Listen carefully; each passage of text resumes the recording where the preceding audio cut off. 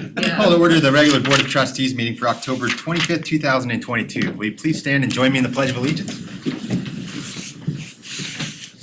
I pledge allegiance to the flag of the United States of America and to the republic for which it stands, one nation, under God, indivisible, with liberty and justice for all.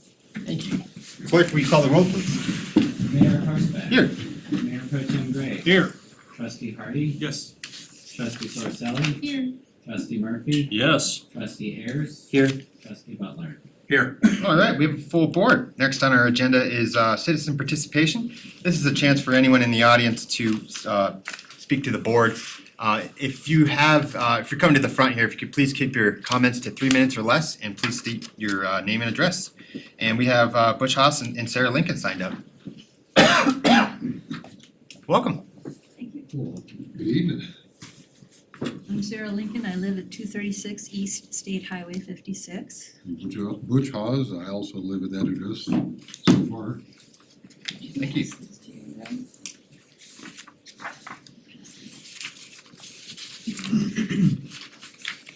This is what we'll reference tonight.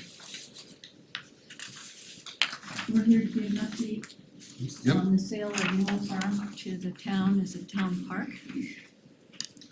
So we submitted a finished version of what's called the use and occupancy agreement. We call it the reservation of life estate agreement, which allows us to continue to live on the place until we die. And we submitted that, and Aaron went through it and sent it back, made a few changes. A couple of those changes were sort of odd, so we thought we would clarify those. One of them made a change in the wording regarding the through road that would go through one of the parcels should you decide to do it that way. But as according to the sales contract that's in place, you can't build a through road on parcel 2 because it's too close to the amphitheater and too close to our existing property, and it would jeopardize some things. So we pointed that out, sent an email to Chris. He responded today and said to just redline that, revert back to the original wording, and so we will do that. And We'll send that for over to clarity, I suggested that change and I think Aaron was okay with that. We can talk about why that is, but Okay, so anyway, that was an issue that's now taken care of, so that's a done deal. Yeah, so we'll go back, and we just wanted to make sure you see on there, the parcel numbers are 1, 2, and 3 at the top. And you'll see that map that came from the negotiations with the Edwards for Farmstead. They were putting a through road on parcel 3 because we wouldn't allow it on parcel 2, because the road noise will destroy the amphitheater And the recording his studio. recording studio, if it's too close. It can't be within 100 feet of the eastern portion of the amphitheater or 200 feet of the studio because of the rumblings. So that's a deal breaker for us. So we'll put it back to the original wording, which says that we have sole discretion as to whether any part of a road goes on parcel 2. And Chris and we had talked about some allowance of maybe a bike path, sidewalk, something that doesn't make noise as a part of that road on parcel 2. So we're open to negotiations, and as you can see at the bottom of that, the road jogs over across parcel 2. We understand that too. So, we just need to be able to say no road, ever. Okay. Then the second issue we'd like to talk with you about is the what's in blue. That is an easement, or as Aaron is referring to it, as a license for a portion of parcel 2 to allow us to get into the eastern side of parcel 1 where we'll be living. If you see the letters BD, that means barn door. We have one and one only barn door, which is on the east, and we cannot get to it without some kind of access on parcel 2. Now, when we didn't own that parcel 2, we had an easement in place, and the folks who did own it gave us the right for 20 feet to get implements, trucks, trailers for donkeys, etc., down that 20 feet to the barn door. Then we owned it, so all was well, and now we're asking for that 20 feet to, it's kind of an easement, but we're calling it a license instead. Now, somehow, in the red line, there was confusion and there was an interpretation that we wanted access to all of parcel 2, that we would use it for parking, for the farm concert and other events. That's not true. We don't need access to all of parcel 2. We only need 20 feet down to 500 feet. So 20 feet wide to 500 feet deep is what you see there into the lot. And that enables us to get to the barn door, get to the, what we call the refuse yard where we store manure, and get to the field where we will park people in that field during our events. So a lot of the language can be simplified, and we just wanted you to hear that, Chris and Aaron and everyone, so that you know that if this comes up, we're looking for a strip and a strip only. That's helpful. The way the use and occupancy agreement was written, it allowed for parking, and honestly just felt like parking on 20 feet didn't make any sense. So I just asked Aaron to rewrite it to just say you could have access to all of parcel 2 for access and parking until such time as we develop the property, and then we'll work with you because that's required under the agreement anyway on what that development looks like and how access occurs. But if you want to narrow the window, that's fine too. It doesn't make Yeah, well, the problem is that also brought up the issue of the insurance issue. Now, I have insurance, and I have exactly the insurance you're requesting for the Newell Farm portion of the property. But we don't feel that it's prudent to insure all of parcel 2 once you own it.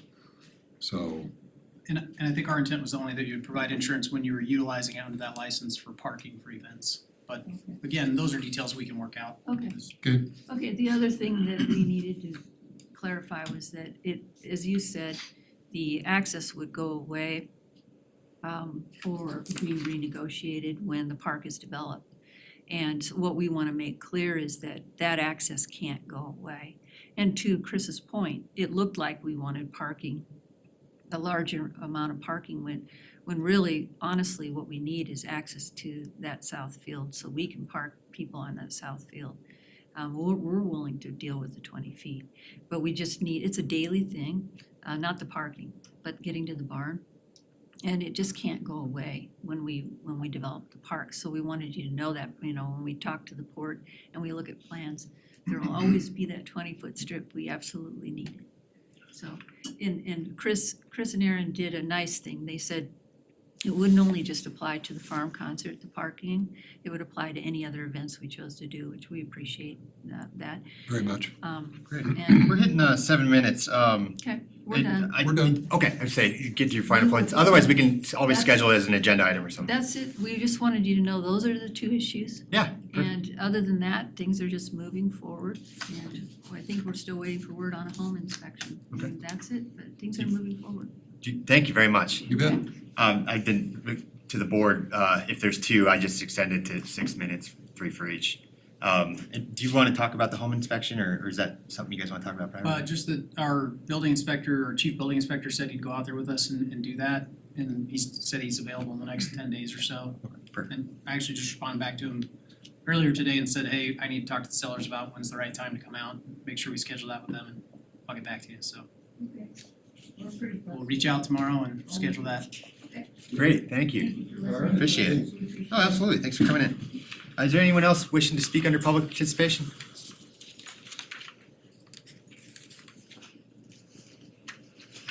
All right, we'll move on to consent. Do any of the trustees like anything removed from consent? Anyone like to move on that consent agenda? I'll move, combine and approve the items on the consent agenda. Give a second. Second. All right, trustee Hardy has moved on consent agenda. Trustee Butler has seconded. Clerk, can we have a roll call vote, please? Mayor Pro Tem Grace. Yes. Trustee Hardy. Yes. Trustee Ayers. Yes. Trustee Murphy. Yes. Trustee Sorsali. Yes. Trustee Butler. Yes. Mayor Karsman. Yes, okay, consent's approved. We'll move on to historic landmark designation of 5457 7th Street, and we have our town planner, Adam Oling, here to speak on it.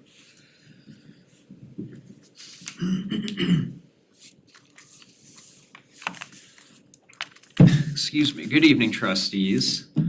Before you tonight is a historic landmark designation request for the property at 5457 7th Street, also known as the EE Step House. This building was built in 1913, shortly after Berthoud relocated from the bottom of the river bluff. It's been standing there ever since. It's on the southwest corner of Massachusetts and 7th Street, right across the street from Fickle Park. And it was brought to us by the caretaker of the current resident who has lived there for over 60 years, Mr. Richard Stranahan, excuse me. He was actually the mayor of Berthoud for 12 years from 1976 to 1984, and then again from 1988 to 2000. He was the longest serving mayor of Berthoud to this point in history. Before him, a previous resident of that house was Mr. E.E. Stepp, who the house is named for. He is the second longest serving mayor of Berthoud's history. He served as mayor from 1925 to 1936, so for 11 years. So Mayor Stranahan has him by about 1 year there. As you can see on your screens here, here is an image of what the house looked like in 1949. Here's an image of what it looked like in 1979. And here's an image of what it looked like in 1982. I'd like to thank the Berthoud Museum over on Mountain and 2nd Street for providing these images to us. And then finally, here is a picture of the home earlier this summer. This historic home historic landmark designation request came through to the Historic Preservation Advisory Committee earlier this month, which they unanimously recommended approval for. And so with that, staff recommends the approval of the resolution to designate 5457 7th Street, the EE Step House, as a local historic landmark. If you have any questions, I'll be happy to answer it. Thank you. Thank you. Trustees, questions?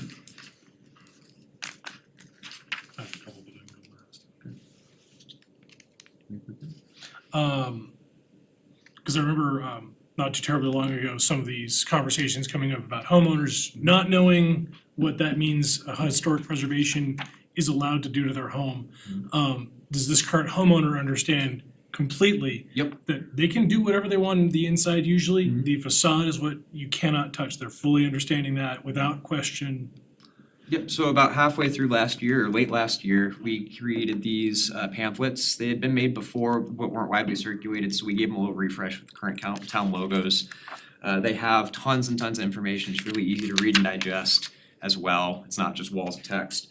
But within it, it kind of goes through and explains what the design review process is if you decide to make changes to your interior. Some frequently asked questions like, can I change the interior of my home or the backyard, or is landscaping required or fencing, and all that stuff. So this was given to the woman who is listing this home, the homeowner, and she was more than okay with all the information provided to her. She was excited to see its history preserved, hopefully, and was all okay with everything in there.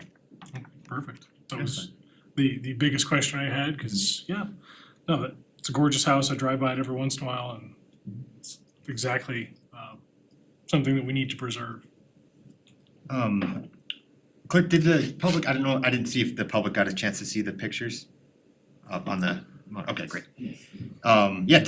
Mayor Strand, or Dick Strand, is still out front every once in a while, and we just gave him a proclamation back in 2018 just for his contributions to the town. Just a wealth of knowledge, and in fact, if you guys ever want to approach him and see him on his front porch, he's still very much with it. Is he not the homeowner anymore? He is the homeowner, it's Okay. his caretaker, Yeah, got that's it, been okay. taken through the That's great. process. I have no questions, this is fantastic. Trustee Butler? One question is, I guess, staff, I'm not fully rehearsed on, I guess, all the ramifications that follow, but just due to the location near Fickle Park, are there any complications with hosting town events with this designation? It shouldn't be, Parking or access, there's, shouldn't impact, this designation shouldn't impact that at all. okay, so no negative impact to the town? Nope. With regard, okay, that's all. From Snowfest experience, they're very, even though we might be changing the location, No. yeah, they're very much positive about it. So they've been really helpful with at least that town event. And for what it's worth, I think generally they're accepting restrictions on their property, but we're not accepting any for ours, if that makes sense. Right, Yeah. All right, thank you. Is there anyone in the public which wishes to comment on this? Okay, I'll close that. Thank you, Planner Olinger. We have no questions. Sounds like we're all in agreement. This is a good idea. Would anyone like to move on this? Sure. I move to approve resolution 2022-12, a resolution of the town board of the town of Berthoud designating 545 7th Street, EE Step House, Berthoud as a local historic landmark. Second. All right, trustee Hardy's moved on this. Mayor Pro Tem Grace has seconded. Is there any final discussion? Clerk, may roll call vote, please. Trustee Murphy, Yes. trustee Hardy, Yes. Mayor Pro Tem Grace, Yes.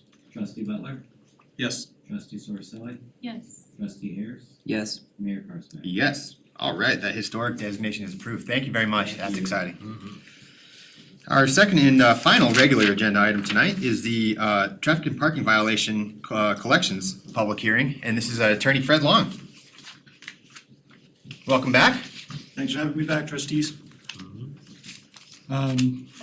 Pretty straightforward, similar to my last time I was here.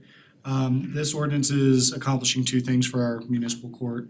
The first is providing a method for us to collect unpaid fines that are assessed by the court. Historically, what the process was is we notify the DMV of an of an unpaid judgment. And the DMV would then in turn either suspend or prevent them from renewing their driver's license. At that point, we would generally get a call, or Michelle would get a call to get that paid so that they could renew their driver's license. In 2021, the Colorado legislature passed a bill that essentially prohibited that practice, leaving a lot of municipal courts wondering, especially for smaller towns, how are we gonna collect our unpaid fines? In some of my other jurisdictions, the process that is being used now is working with a private collections agency.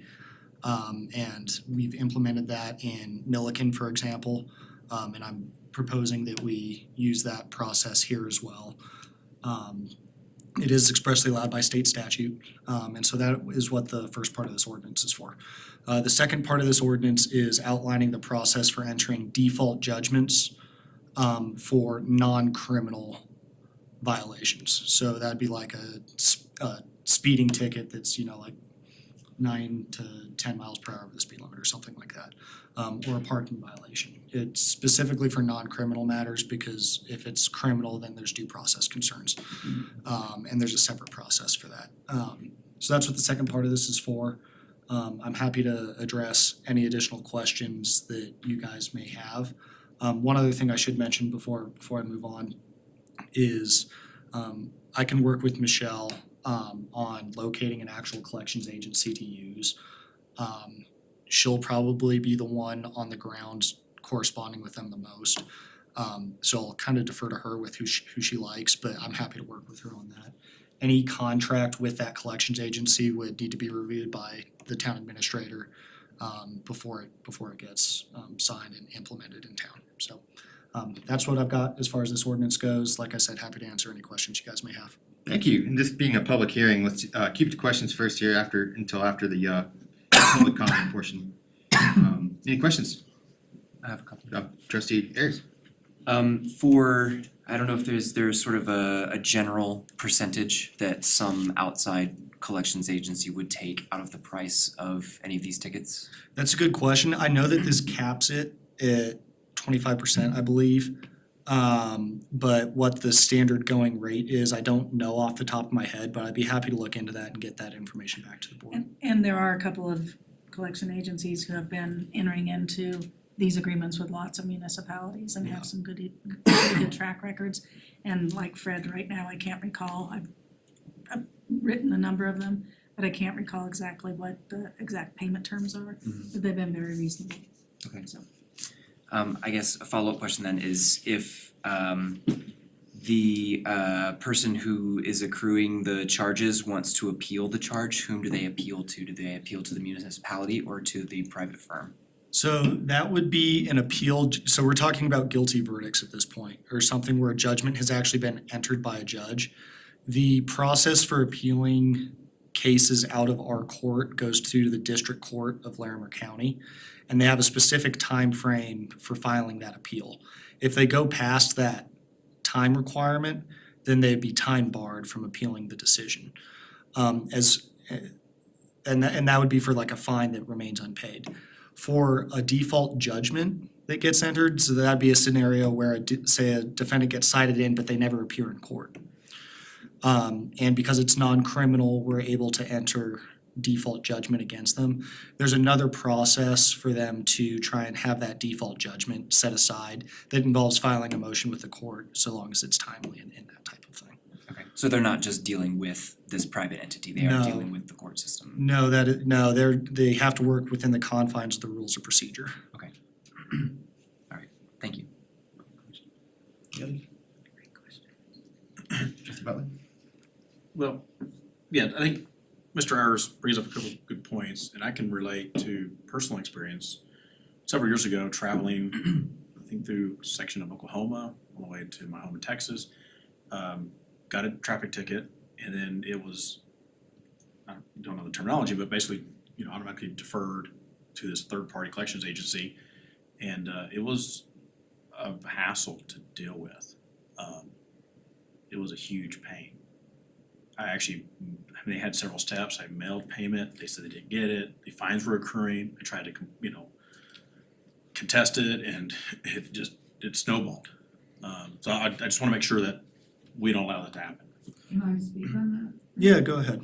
So in municipal court, we actually have a process where if they notify us and let us know that they made a payment or they're working on a payment, we work with them. We don't just, if they get to the collection state, we've given them an FTA, we've given them an order to show cause, we've done everything we possibly can to get them to pay their fine. So it's like months down the road before they ever would go into this default judgment. Okay. So that's last resort. It is very last. Yeah, there's many stages of proceedings that occur before we'd ever get to this stage. A personal case was, it was immediately sent to collections. Yeah, I can't speak to Oklahoma's processes and whatnot. I know. What I do know is there's actually a large movement through the Colorado legislature within the last few years because people were having similar issues where they just forgot that they got the speeding ticket, missed a court date, and all of a sudden they're not able to renew their driver's license, for example. That was what spurred this bill. But experiencing similar problems that you had, the Colorado legislature then implemented, not necessarily for traffic violations, but maybe like misdemeanor cases, processes where if we have a cell phone number for a defendant or something along those lines, they started encouraging courts and court clerks to try and make contact via those means rather than just relying on a simple, oh, he didn't show up, now let's just throw him into the large stack of no-shows and send him to collections. And our municipal court does text. Correct. We text every defendant that can pay their fine. That's great. They get that notification from us. Yeah, now I remember, this was like 10 years ago, I remember more. Their municipal court was open Tuesdays from 1 to 3 p.m. It was silly. Another question to kind of tag on to Mr. Ayers' comment is, do we think this is gonna add substantial cost? Sometimes collection companies will take the liberty to add their fees, and then again, that snowballs quick too. So it does cap the maximum amount of additional fees and costs that can be imposed on a defendant at 25%. Okay. As far as another response to your question goes, it's kind of what's the alternative? So say the collection agency, and I don't know this, I'm shooting from the hip, but say they take 30% of whatever the outstanding fine amount is. Well, as of right now, without the collection agency, we're currently left without a way of collecting any portion of that fine. So even though they may be taking, say it's 30%, I don't know what it is, whatever amount it is they're taking, we're still gonna at least get something. Whereas as of right now, we have no other way of collecting our unpaid fines and judgments. So even if it's just a percentage, it's better than zero. Sure, okay. And how big of an issue is this with our court? I mean, how many actually go that far? Michelle might actually be able to give you a better idea of the actual number. I know of at least 3 right now that we currently have outstanding balances on. But total number of cases, we generated 3 out of how many? I don't know the figures off the top of my head and I'm hesitant to speculate. Right, it's But- public hearing. I'm hesitant to speculate on it. I Doesn't could, seem like it's a big problem though. it can be is the issue, because if for example, one of these is like a $550 fine, I mean, that's not chump change to the town, and if you have 3 of those, now we're already into the thousands of dollars, for example. It also kind of just depends on what tickets are being written in for that year. Some are more likely to not appear than others, just from what I've seen. Most likely the ones that would go to this stage would probably be the bigger fine ones anyway. I've seen such a wide gamut, even just in our town. I could see the forgetful ones being like smaller ones or whatever, but I could also see the bigger ones being the ones that kind of get ignored. Correct, yeah. I've seen both, and it kind of depends, like parking tickets, people forget about all the time. Whereas like if it's a car accident, people generally won't be forgetting about that type of thing. So I've seen both. And I'm not on that list, not No, I have not seen your name. That's what he's getting at. Any other questions, Mayor Pro Tem? I guess the only question I've got is, with any kind of collections service, how long until essentially the funds are considered non-recoverable? It's been, what the write-off period of time is, speculation-wise, a year, 2 years? How long do they proceed for this debt before the funds is cut off? Can't do anything. So I'm with it, this law was passed in 2021. So we're still within a year of having to use these collection agencies to try and collect. So what their time frame is that they would put on it, I couldn't tell you specifically, just because it's somewhat new as far as having to use the collections agency. Prior to having to use a collections agency, if this matter kept coming up on my docket over and over and over again, and say it was, to Trustee Hardy's point, a $50 unpaid parking ticket, at some point we'd get to a point of saying, okay, we'll administratively close it, because it wasn't worth the town paying me to continue to look into the matter. With collections agency, that might not be such an issue. So it's a little too early to tell what their processes are, and it may depend on the collection agency. So they're not buying the debt and then trying to collect it? Because I've seen some collection agencies do that, they go buy a bad debt and then it takes it off our books and our hands, we got paid for it. And then they go and they collect it. It's not gonna work like that. The one collection agency that I've worked with in the town of Milliken, that's not how that works. Other agencies may try to do that, but the benefit of this ordinance is that it allows us to review the contracts before they get signed. So we can kind of shop around and determine what is gonna be most favorable to the town. Other questions? Do you know the whole reason behind that state legislature? Was that to not make it a moneymaker or? No, so our Attorney General had presented some comments on it back when this was being considered by the legislature, and the phrase that he kept bringing up was essentially that it was unfair to revoke driving privileges for events that may not be related to quote-unquote dangerous driving. Now, whether or not you agree with the analysis is maybe another conversation, but that was the logic behind his support of this bill. Thanks. Thank you. Other questions? All right. Actually, yeah, sorry, go ahead. on that point, does so it is illegal in Colorado to remove someone's driver's license because of this debt by state statute. So we can go after the money, but anyone who accrues one of these, anyone who gets sent to the collection agency, they're not going to lose their license because of state statute, not because we're going after the money of their ticket. Maybe if I could maybe rephrase to make sure that I fully understand. The bill that was passed removed from various provisions in Title 42, which deals with traffic, the ability for a license to be suspended by a municipal court for violating that section and then not paying the corresponding fine.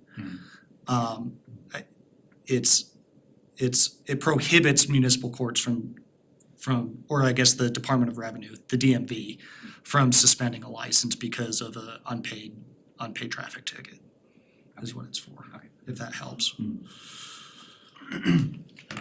Other questions? Is this just regarding traffic violations, or is this anything that brings you to municipal court? It'd be for any unpaid fine in the municipal court. Oh, it just says parking. So, Traffic and parking, gotcha, thanks. no, you're good. So to be clear, the default judgment process part of this ordinance is in regards to non-criminal violations such as traffic and parking. The collections part of this ordinance would be for any unpaid fine, regardless of type, No, I got that is outstanding. So it could be somebody who is assessed a $500 fine for violation of the fireworks provision. They were found guilty, judgment was entered, they didn't pay their fine, now we can send that unpaid fine to collections. Will this follow across state lines? Say something happens over somewhere else and I guess does that matter at all? So say I accrue a fine here and then I have to move to a different state, is that gonna follow me or? I'm not sure how the license renewal in Wyoming would work for a violation of our court. It does prohibit our DMV from suspending Colorado licenses as a result of an unpaid municipal court fine. Gotcha, okay. Anything else? Any other questions? To your Yes, comment, is this motion worded correctly with that final phrase of in collections for traffic and parking violations?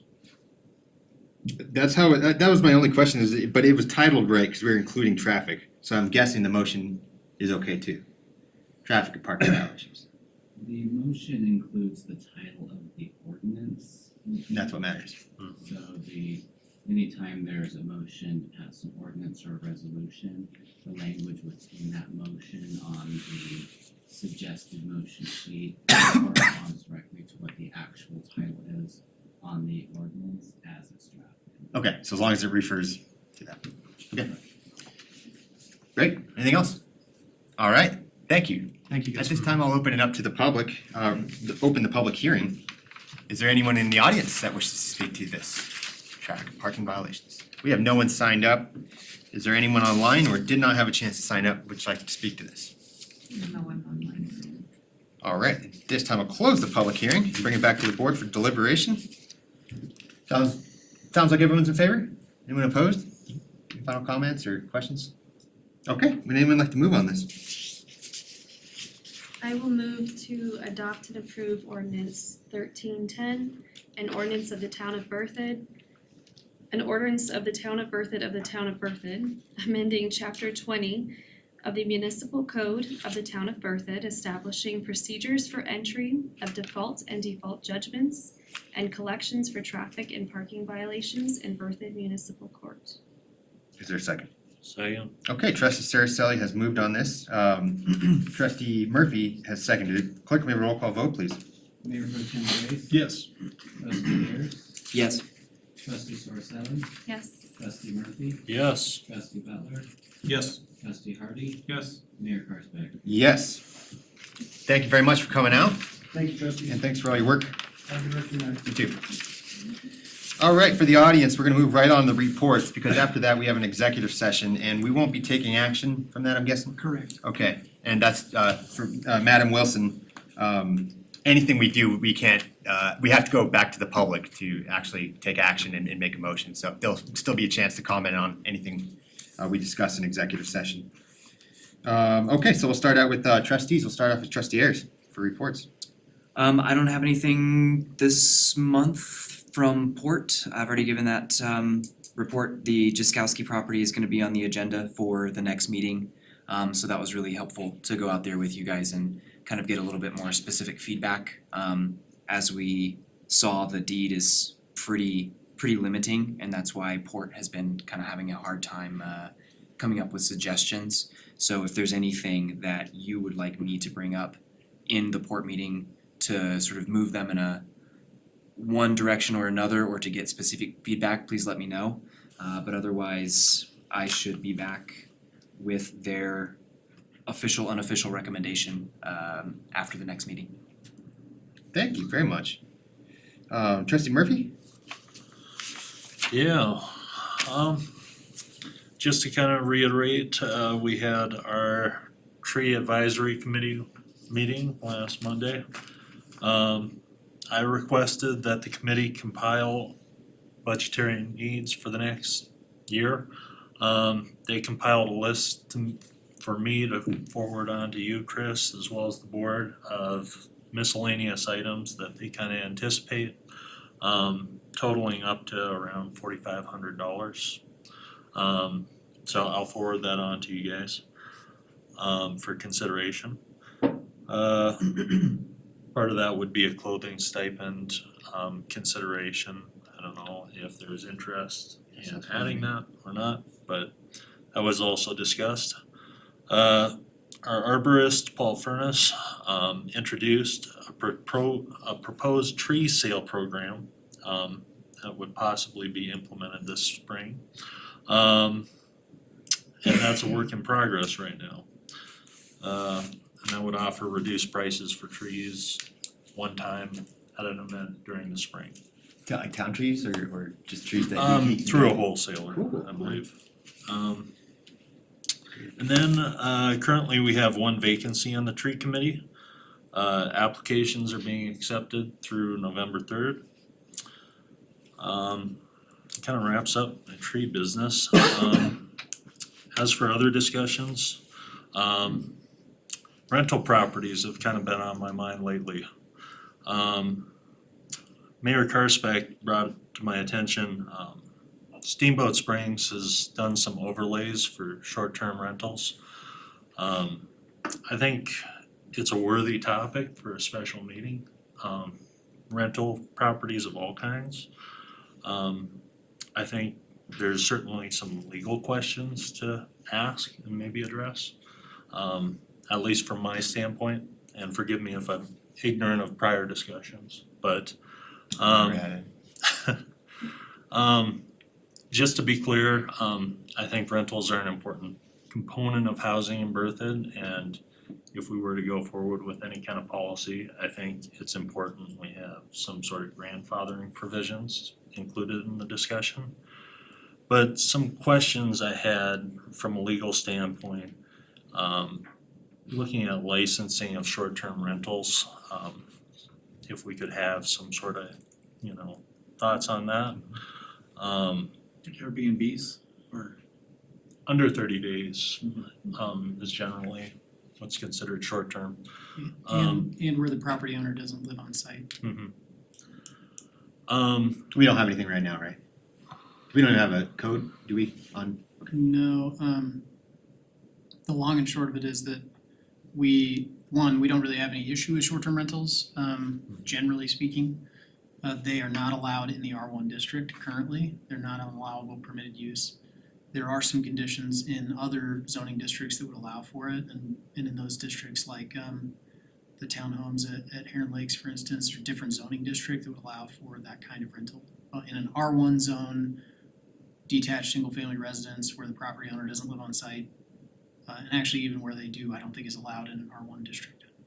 I remember that was brought up, Mark Chaffee brought it in because he was paying a hotel tax and he's like wondering how come Airbnbs aren't paying the same tax. Yep. Back in the Yeah, and previous we went through at the time, reviewed all the existing short-term rentals that we could find on Airbnb or VRBO. At the time, there was one that was in town, and we talked to them and let them know that was not allowed use in the R1 zone district, and as far as we know, it went away, disappeared off the listing sites. The others are all outside of town limits, or were at the time. We honestly, we haven't checked in quite some time, but we would typically just deal with it on a code enforcement basis if we got complaints. Okay. Complaint based. I think it'd be a good discussion.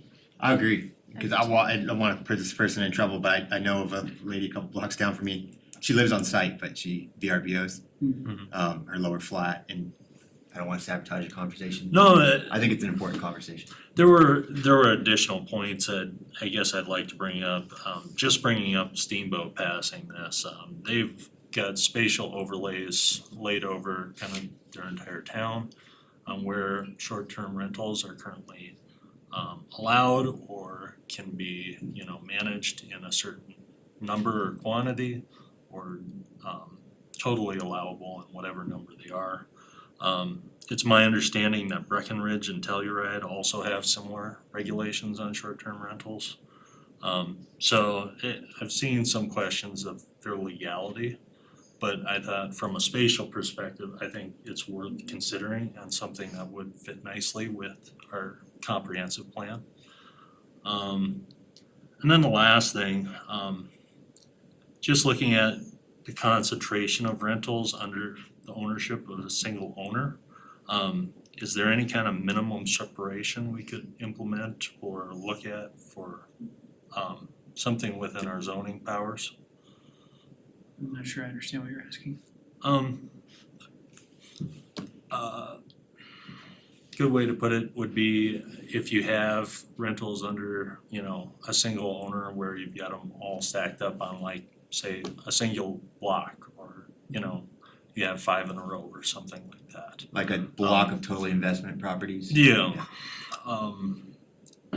Is there any kind of restrictions from a zoning standpoint that we could impose, or would that be outside of our power?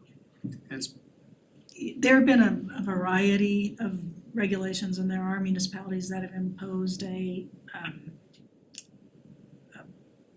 only one within so many feet.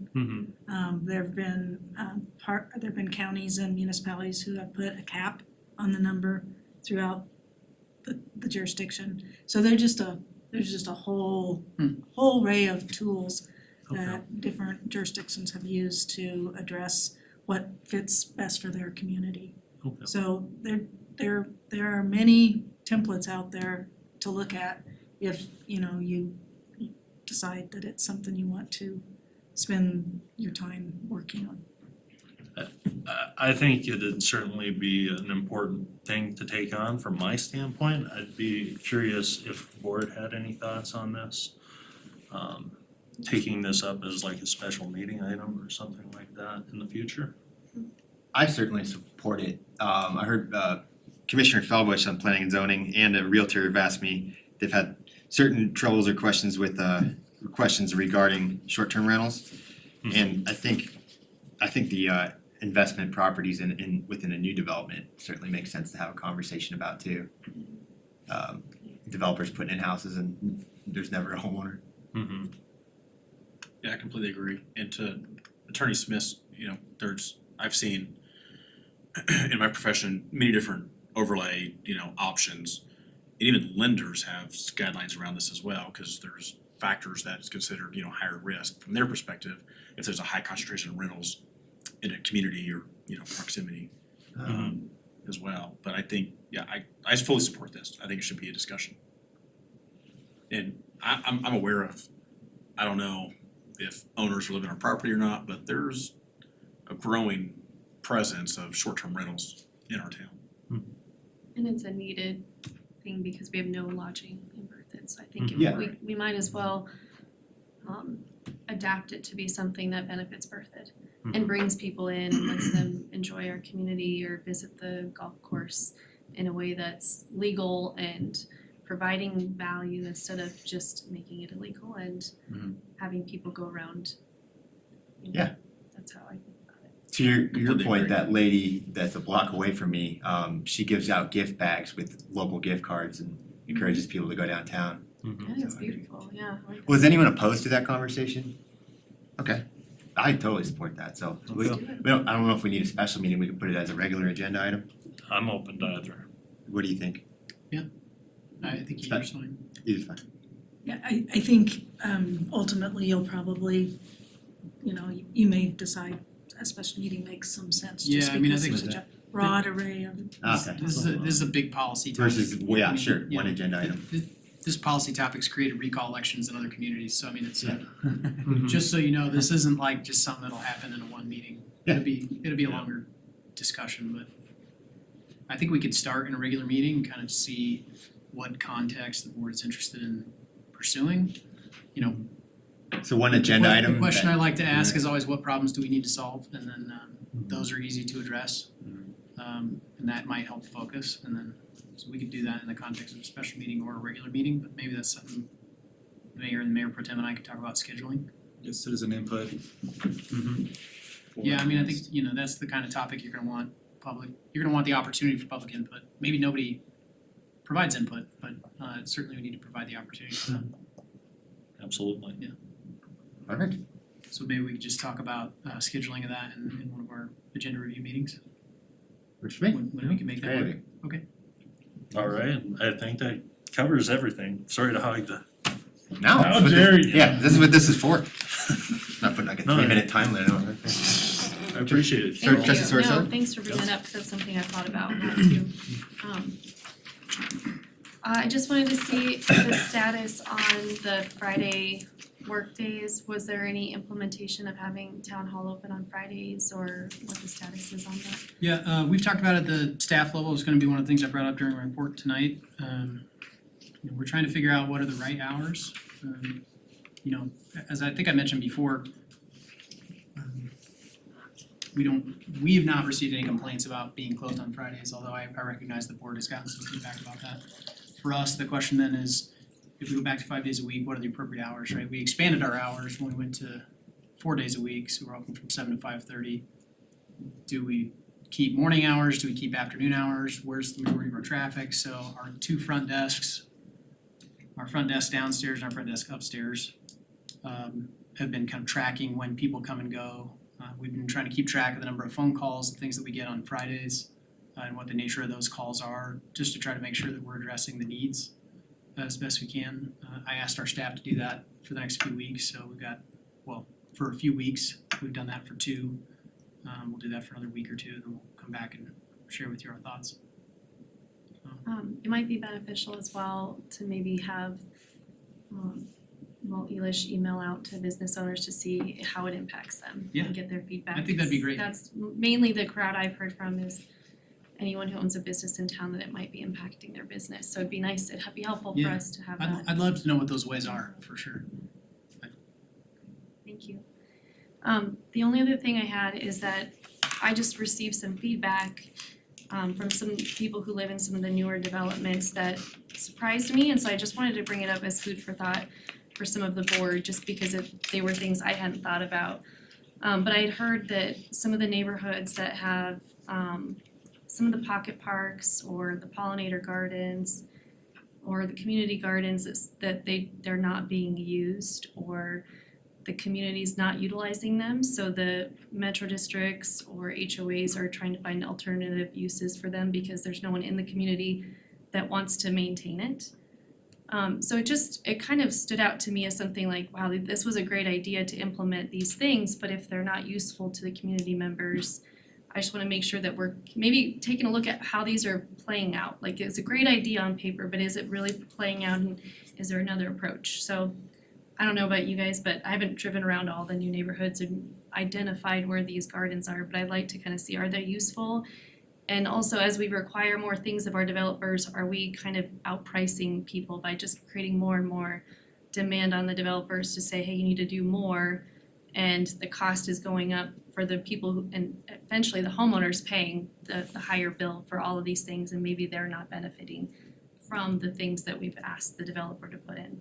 It's just kind of a higher level question that I've been asking myself the last couple weeks, and I would love to just have us kind of think about that and think about ways to impact our community. And maybe one of the ways we move forward eventually is we have developers work with us to identify open space that we designate, because I know that's one of our objectives, is to continue to preserve open space. Maybe that's more of a way we can move, if that's more productive and toward our goals, than the smaller areas we're trying to create within subdivisions, if that makes any sense. So Sure. Do you mind sharing or feel comfortable what developments that reached out to you? You don't I have to if you don't know want. I'd heard from a couple in Prairie Star, and I forget the other, there were 2 others. Okay. So that's where we can get like Berthoud Local involved, cause I know they're very community garden oriented, and they do the one over in Pioneer Park. Maybe if we meet with one of their representatives or ask them, hey, you guys wanna take on the project of educating and informing people in these neighborhoods of how these are beneficial, and if we don't use them, we'll lose them. So maybe they can help get maybe the word out and then promote that more during the farmer's market in the summertime, and maybe try and do the whole plant a row, extra row sort of policy or program, is to get in those community gardens so that people are knowing that they're doing a good cause and growing something that can then be sold at the farmer's market or something. I don't know, maybe it's just more education and information that people aren't aware that they can go down and use it. Maybe they think it's being kept by the Metro District and not them themselves, so I think it's. The community gardens are owned and operated by the metro districts. They're not town facilities, and so. But if no one's But informing actually, I don't think people there are about any that, community gardens except for promoting Prairie them. Star, Yeah. so. So, I mean, what flexibility they have, and if we designate a park, they can't really do much, right? they're asking They could for- come back and ask Yeah. to do something different. So they can't on their own. In that conversation, I think, you know, the neighborhood would have some input about what that plan was. I mean, again, they're not town facilities, they're neighborhood facilities, so. But when we say you need a certain amount of pocket parks, they can't go off and change it, even if they're not used, they need to come back to us, right? That's an interesting question, I'm not sure that we've really broached that subject. But Well, certainly really- when the development is approved, they are approved with number of pocket parks. Community gardens are a choice, that's like an option they can include. It's not a requirement from the town, but it's one of the options that they can choose. If that turns out not to be a needed amenity in their neighborhood, they could certainly come back and ask to change it. Sure. What I don't think we would support is them changing it to something other than some kind of park use. Right. Okay. So if it's, you know, if they don't like the community garden, they could come in and ask to put in a playground or bocce ball courts or whatever the neighborhood wants. But it would be the neighborhood, not the town, that did that. Yeah, and my question, I guess, to the comments that you've received, it seems to me that community gardens aside, right, I'm not commenting on that because it is kind of like a choice that people can use or not, but it seems to me that one of the reasons to have pocket parks is not so that people will use them, it's so that they are there to be seen and to break up the sort of driveway, sidewalk. And so if they're not being used, they still are being used just aesthetically. Did the comments that you got specifically say, hey, these are run down, these are dilapidated and It was a neighborhood where the pocket parks were weed pockets more than an aesthetic. So it's more like, well, we'd rather have there be rock there essentially than the weed. And this is, you know, you take this and you sift it and take it all with a grain of salt, but I think for me the more like the bigger level thinking for me is like when we approve future plans to keep these things in mind that on paper it's a beautiful idea, but is it really mapping out the way we intended? And is there a way to tweak these things so that we could get the desired effect that we wanted, which was to create more open space and make the neighborhoods more pleasing and Berthoud more agricultural and green and that kind of thing, so just so Yeah. it's. No, that's a great point. Yeah. I think an important question to ask developers too is if we do stuff to lower it, how much are you gonna lower your price and to get that on paper? Cause I would figure as a businessman or a business person, and I'm not, I mean, I have a small business, but that would just be more of a profit buffer for them. So, you know, we take away amenities, they're still gonna charge the market rate, but if there's a way, I'm just curious if they'd say, yeah, sure, we'll take 30,000 off. Whatever that. Yeah, we don't need to solve that problem tonight, but the developer doesn't sell the house typically anyway, and so, yeah, Just some thoughts. Yeah. That's all I have. Thank you. Trustee Butler. Only, I guess, question to staff is, any follow-up on beautifying the planters on Main Street or on Avenue and Christmas lights? We talked about adding more. we talked about Christmas lights as staff just 2 days ago and adding more. There is no electricity downtown for like trees and in those areas. The pots will handle differently next year, but we don't typically have plants in them in the wintertime anytime. The planters and the pots will all get planted differently in the spring than they were last year. Back to kind of what they were in previous years when they were much nicer. Last year they didn't look great. But yeah, we talked about adding Christmas lights in areas where we can. Like I mentioned before, we've added Christmas lights every year I've been here, and we'll add more again this year. But I mean, if you guys have specific ideas that you'd like us to look at, we can do that too. My idea was, like we see some, other local towns with the trees, but you're saying we don't have power. We don't have power at the trees, that wasn't installed when the downtown improvements were done 10 years ago or however long that's been. Are you talking about fickle trees, or are you talking about like, I'm trying to think of trees downtown beyond You're talking Little about, you're talking about the street trees in front of the businesses, primarily between like For the Third drug and and- Fourth, right? Cause that's Correct, yes. about the only place where we have any, there's no power at those trees. They might be, So we'd have to either run extension cords down, kind of parallel to the gutter, or from the businesses themselves. And we talked about, our staff's gonna look at what we can do there. But that's why we don't, that's why we haven't in the past, because there's no power to plug into. Okay. I guess the question is could we add power? Solar power.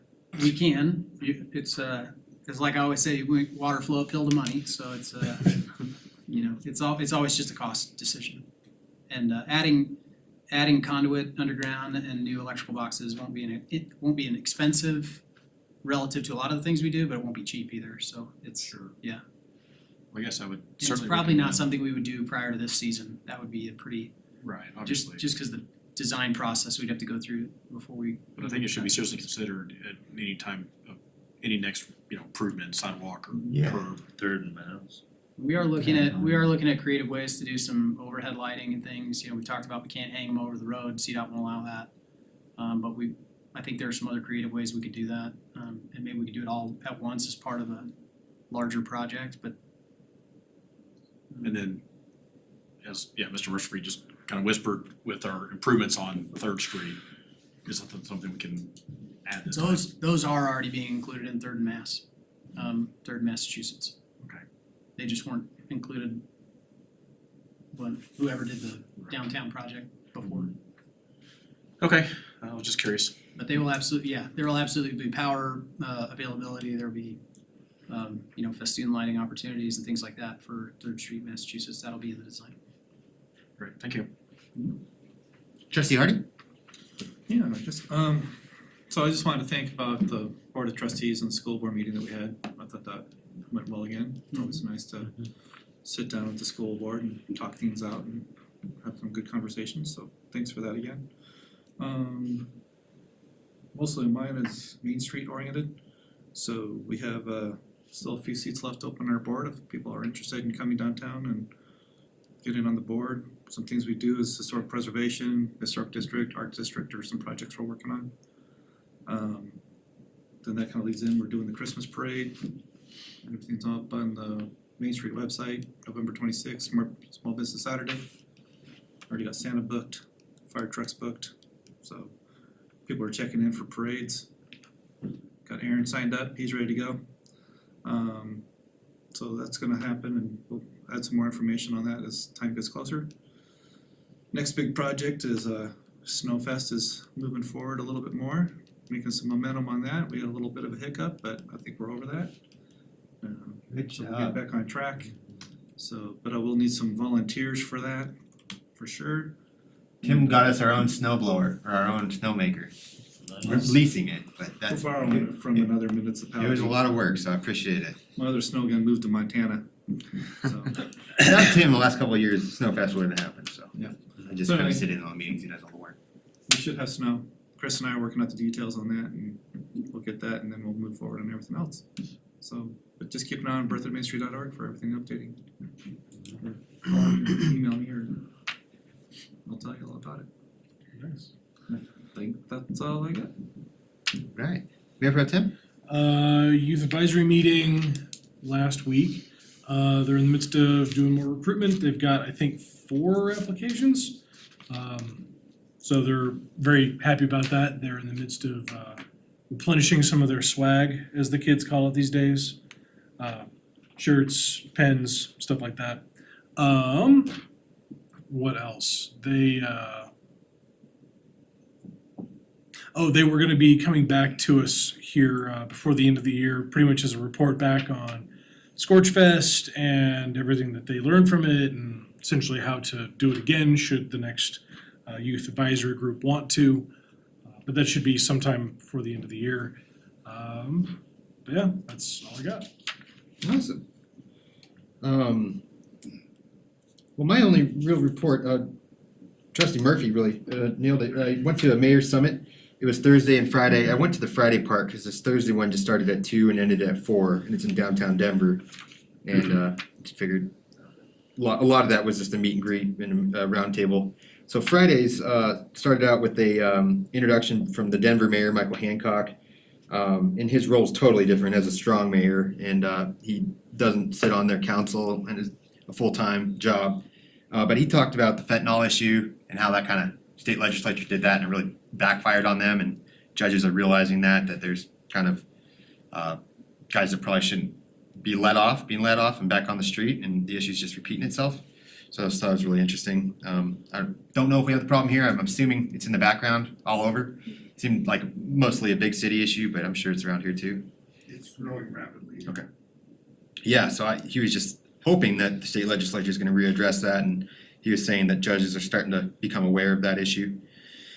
Next one with 9 AM was leading with shared power, and they were kind of just going over, I guess, the mayor's role, but how that's really, they put time frames on it, and how it's really for a weak mayor like me, as in no formal powers, but just a member of the board with 1 vote.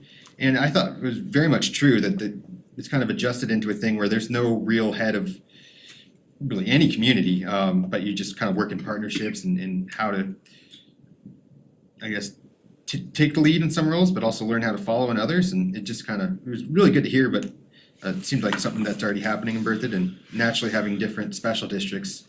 We don't control the fire department or library and a lot of other things, so it's just really being open-minded and working with other districts to get things done.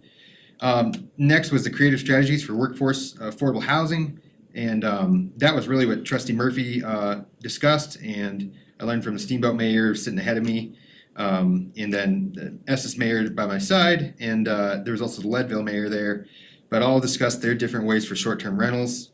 Steamboat grandfathered anyone with it, and Steamboat didn't want to get rid of it. They just put an overlay on it because they realized, there's value in this as a lodging, but they wanted to push it over onto the mountainside where their other lodging is, and maybe homeowners on that side would be interested. All their pushback, I guess, I asked them, is this an affordable thing? And at least in Estes and Steamboat was, no, these are trophy homes anyways. But the idea was noise control, having these downtown was just becoming a problem for residents. But naturally having a several million square foot, some of these big homes, they're never gonna go to a teacher anyways. So I thought that was interesting. I'm sure in other mountain communities, it sounded like there's ideas of the cities taking advantage of these and using them for affordable housing. But I just like their overlay ideas, and then Estes grandfathered but also assigned credits to the current users, and once they sell their property, the credit goes back to the town, and then another homeowner can apply for them. So it just assures a certain amount in each community. The second half of that discussion was on affordable housing programs, and I talked to Trustee Hardy about this because he actually took a CML course last summer on the same things. I forgot the state statute or the state money they put aside for this, the House bill. But essentially it's open to communities to apply to get a consultant. I can get the House bill number, but Golden Mayor's behind me, Estes Mayor next to me, and I can't remember one more, but they've already are in some process of using that money. And I think it's up to 200,000, so a consultant comes in, if we apply for this money and get it, essentially it's free. They identify what is your level of unaffordability, and here's some strategies. So I thought, I don't know, if the board wanted to, it just seemed like a good idea if this was set aside for communities, what to do. That way we have something to point to, I think we do have issues. I shouldn't any on the Front Range have this issue, but that way we know our particular issues and having an audit of our community. So after that was effective meetings, and that was kind of just the chair's role in keeping time, especially around public hearings. It's really good to hear stuff that we already do, asking questions in this particular section, opening it up to the public, realizing they are just speaking as witnesses, even though they're our constituents and ultimately our bosses, but that role in a public hearing is really to just be fair.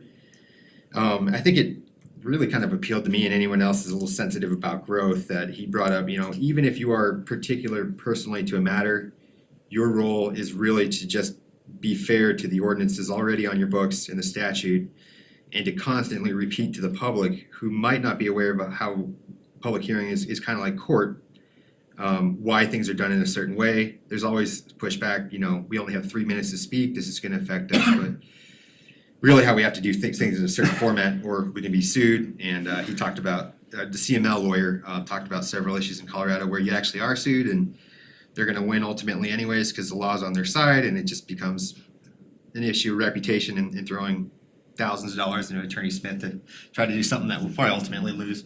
So that was really good to hear. Finally, next one was the case studies on the appointee process, and that was for people with their town administrators and city managers and mayors, town administrator, mayor pro tems and others who create these annual evaluations for both attorneys, but mainly for city managers and town administrators. Windsor spoke on how they did it. Theirs a little more informal, kind of similar to ours. North Glen completely did theirs on their own without a consultant, but used Google Sheets, decided that all their city council members will take the evaluation together at one executive session. Didn't allow any anonymous feedback, so anything would have to have the council member's name behind it. I could see the good and the bad behind that, but ultimately it worked in the favor of that there was really no condescending remarks, which I don't think we've had. This is probably an awkward conversation for Administrator Kirk, but Not at all. okay, I thought it was really good to hear. It's good. And really, I pulled some things out of there. What we're really doing well is no one else really has.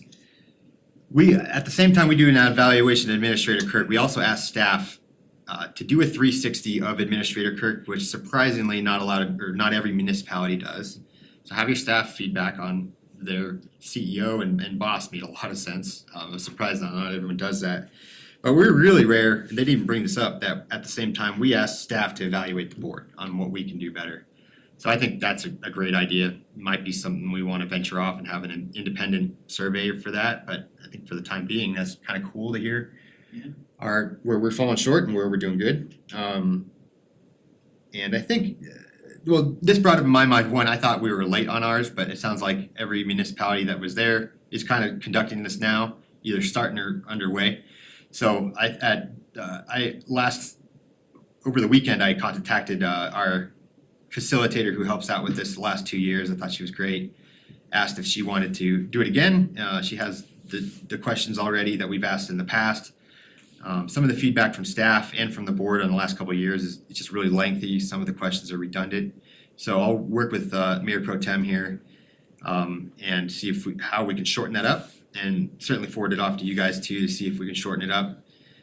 And it might be too much this year, but next year, learning from North Glen, just have you involve Administrator Kirk in the questions. And it seems like a really basic idea that I didn't think we've ever thought of, but what are the questions do you wanna hear back from the board?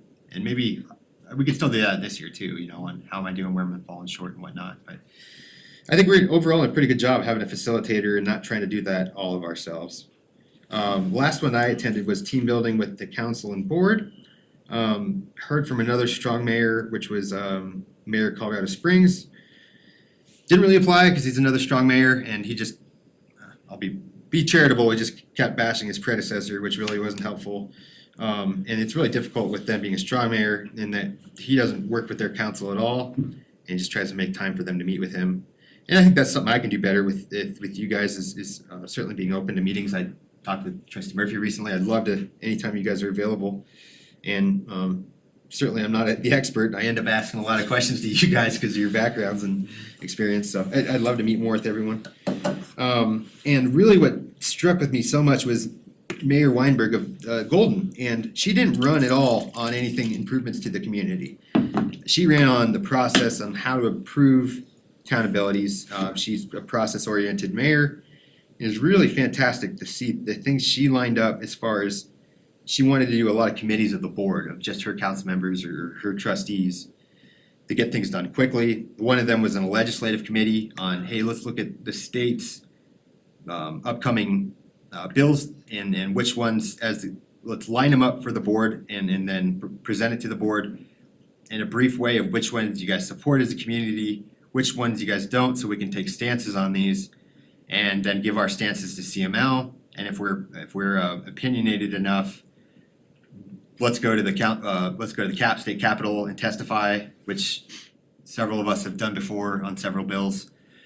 So I thought it was a great way on, beyond reports on how we can really thoughtfully get in front of the state on issues that affect our municipalities. I mean, fentanyl seemed like one now I didn't really know anything about, which is my fault, but how we can get ahead of those things in the future and testify as a city, or a town, which is very helpful for the state legislature and to get our name out there. And CML takes stances too on all these for us, so it sounds odd sometimes that a city or a town taking stances, but I think they really listen to us, and us as being the ultimate members of the community speaking on behalf of the constituents. We really have a big influence on how these things really hit the ground when they come down into our communities, not at a very high level, but affect us on a day-to-day way. She had several other ones on process improvements. She had an idea of a strategic plan for just the year and how to get all those committees, their other committees, wrapped into that. So I thought, we have tree committee, I'm sure you guys have thought of this before too. HPAC, how to get all these committees on the same page and push the strategic plan that the board, so this might be what Greg Pyburn and we've all laid out for the next year, and try to get buy-in from the different committees, but they laid it out into essentially an essay or a document and breaks them up. And I don't know, we're doing a great job, like you brought up, trying to get a budget, with last year with the youth Scorch Fest, how do we all communicate all the committees together so they know what we're doing, what our other committees doing, and how can we all support one another. So I asked her if I could get access to whatever documents she had written down, and she said she'd love to provide them to me. So I'll email that to her so I can get the documents from her. But maybe if you guys are interested, I could at least present them to you under reports or something. I thought they were great free ways to improve processes that might be, at least for me as a trustee, as a mayor, sometimes are hard to do under reports. How do we apply for that grant for affordable housing? Well, let's get a subcommittee together if the board agrees, lay out that process. One of the things she required too, and her council bought into, was that anything they do has to go in front of their town administrator, their city manager. Is this something, how much time we can put on this? What's the budget? Is this worth your while type thing? And if the board's really behind it, how can we do this and get everyone on board? And I think we could get a lot of more grants done in that way. It doesn't hurt people's feelings, it doesn't override staff's already busy schedule, and have trustees involved in writing that kind of stuff too, in working in collaboration with staff.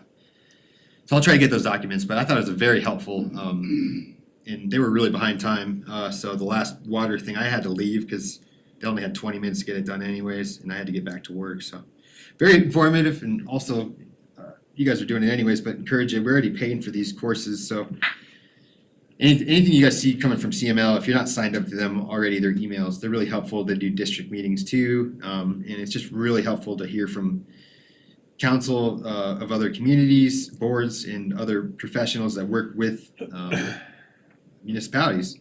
So I always pull something great away from those. And ultimately, that's my reports. So thank you very much. Go off to staff. Just a couple items for you tonight. We've talked about broadband a couple times and the work that's been going on about that. Just as a little bit of update, we're still in ongoing discussions with Allo Fiber. But during those conversations with the four communities, Milliken, Meade, Johnstown, and us, there was some hesitancy on the part of Allo Fiber to commit to a full ubiquitous build of every property in town. And so I'm trying to work out the details of what that really means.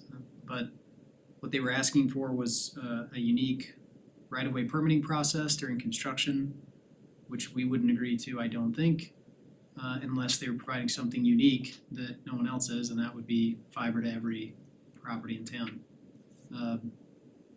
And so that's slowed down negotiations there relatively significantly, but the four towns are still working together through that issue.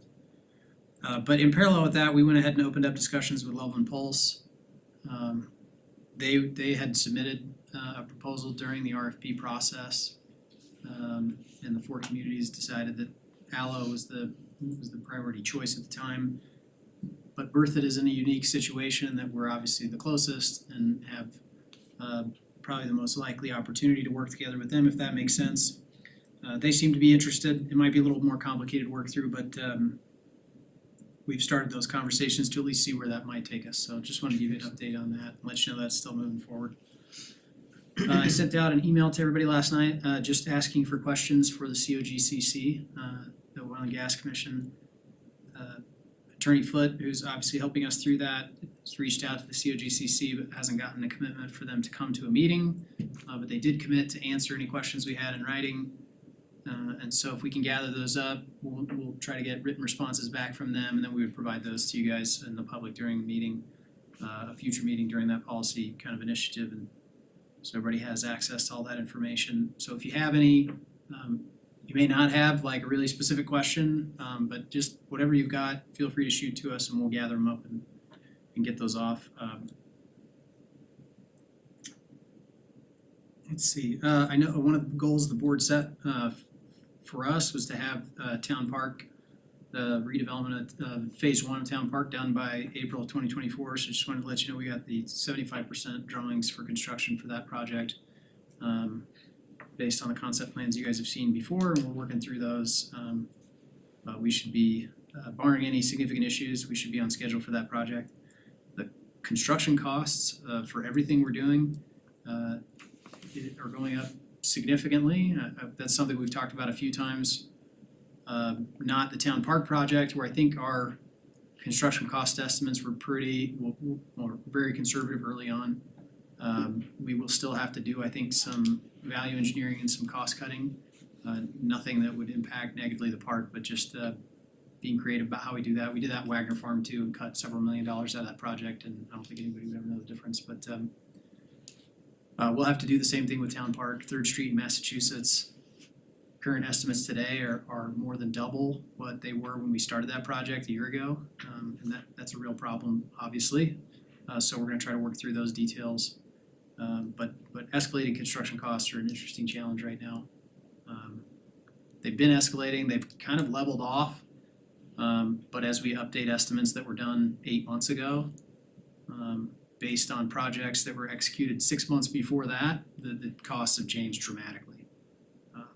But again, I think we'll be able to get all of those things done, but it might change the nature of how we approach those projects a little bit. And that's it from me for tonight. This might be slightly controversial, but I was against the COP, but I think, even at the time I brought up, I think there's a time and a place for them.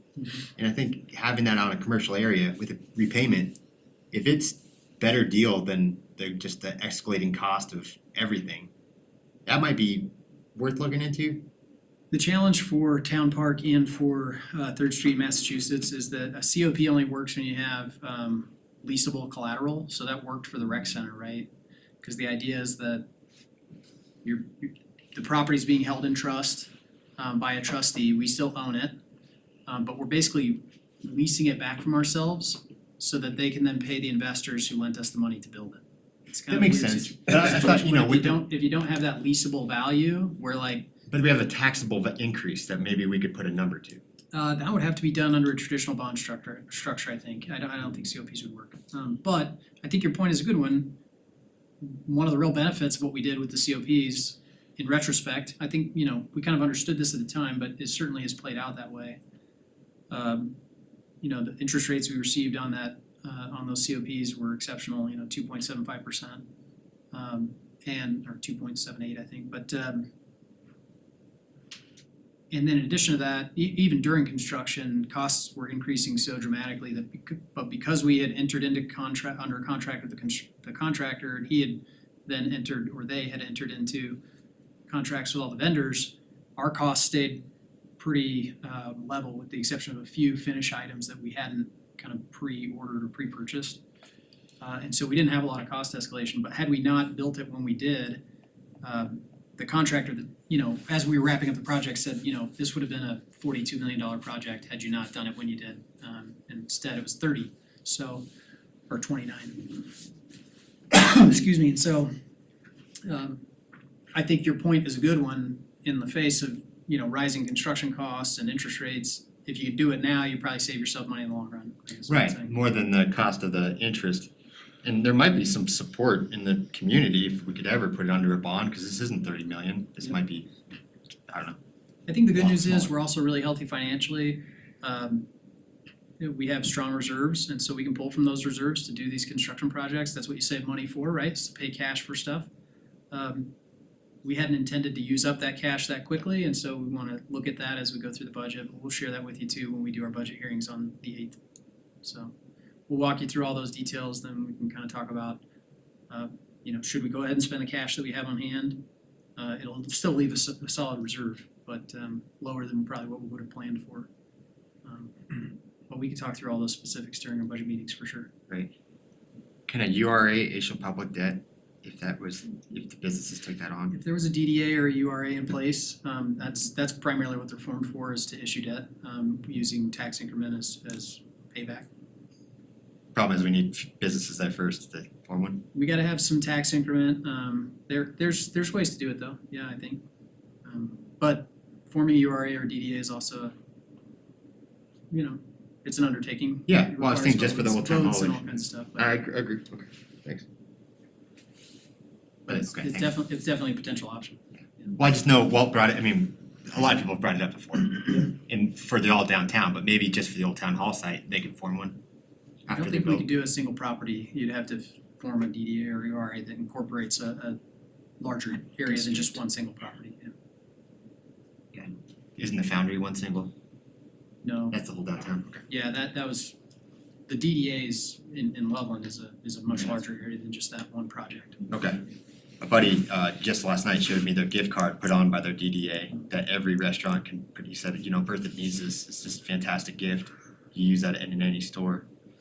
One of the things I've asked Walt to bring some information back to me and then ultimately to the board is about, what's it gonna take to do a DDA, and should that be something we should pursue? That'll be part of his plan over the next year, which he'll also be coming to share with you, in the next 30 to 45 days, whenever we can get that scheduled on a board agenda. Awesome. Thank you. Absolutely. Attorney Smith? I have nothing, Your Honor. Okay, well, thanks for the work on the farmstead too. You are most welcome. Yes, and thank you for the Jaskowski as well, that's very helpful, It was a good tour. that tour. Alright, anything else, trustees? Would anyone like to move us into executive session? Yeah. I'll move to enter into executive session pursuant to CRS section 24-6-402 4B for a conference with the town attorney for the purpose of receiving legal advice on specific legal questions under CRS section 24-6-402 4B, and the following details are provided: replacement of dead or dying trees. Second. Alright, trustee Harris has moved, Mayor Pro Tem Grace has seconded, clerk may roll call vote please? Trustee Hardy, Yes. trustee Ayers, Yes. Mayor Pro Tem Gray, Yes. trustee Murphy, Yes. trustee Forrest trustee Butler, Yes. Mayor Sharpsburg. Yes, thank you, and thank you all citizens who are here tonight. And just to repeat from my training last week, this is we cannot make decisions in executive session, so we don't make closed door decisions here. So by state law, everything will direct staff to either come back in executive session with more information, and then we'll direct or we just won't have a decision, or if we wanna have a conversation on that, that'll become before us in a regular meeting to vote on. And let's take a 5-minute break before we go upstairs. Thank you very much.